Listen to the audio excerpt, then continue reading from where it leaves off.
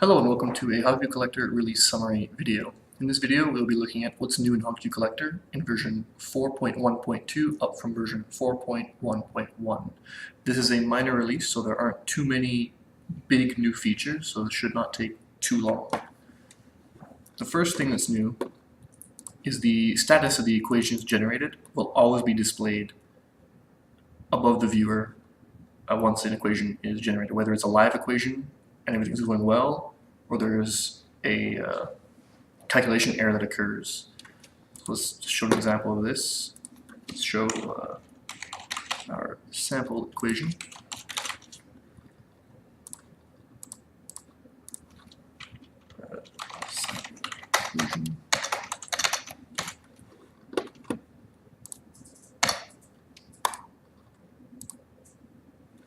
So regardless of the status of the equation, it will be shown on top of the viewer. If there is an error that occurs during the calculation, so if we do a square root, for example,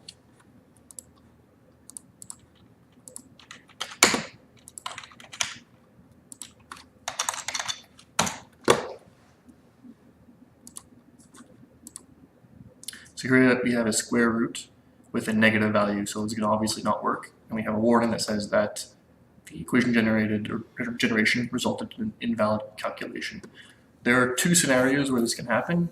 The first is if you have a negative in the square root. The second is if you have a divide by 0. So you can zone in on where the error occurred and why, knowing that an error occurred. The next new feature is with the models. So previously when we copied a model, the bump and response pair did not copy with it. So you go in your model, you click on the toolbar, and you can copy it as a different type. So in this case I have just a simple gain.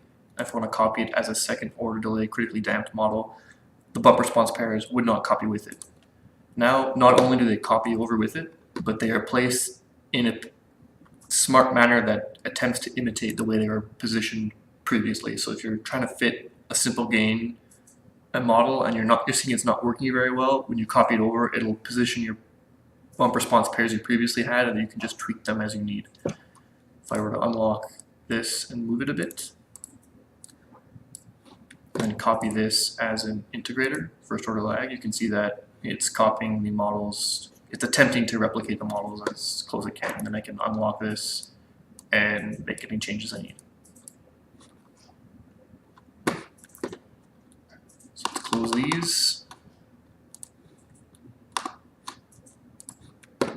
The next feature that was added is in the viewer.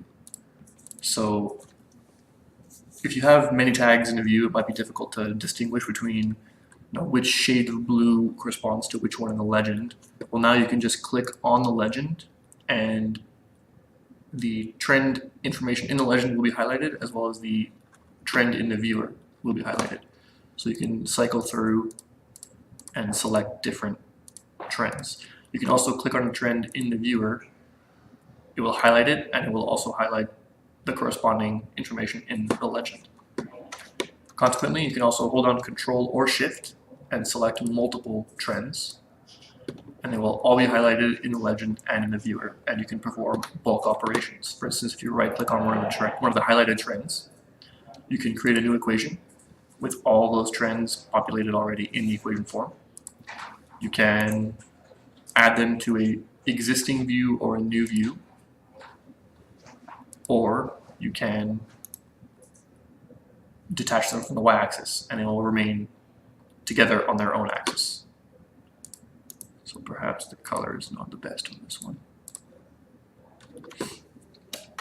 Another thing you can do is hide multiple trends at the same time. So if you select many trends and you click hide, I've just hidden 4 trends at the same time, and you'll notice in the bottom that they still appear in the legend, but grayed out with an X over their indicator.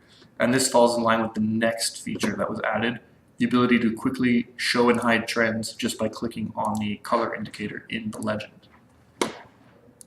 Now, if you don't want to have all your hidden trends displayed in your legend, you can right click on the legend and toggle the show hidden trends option, and then they're gone. If you were to click on an indicator, it just hides it.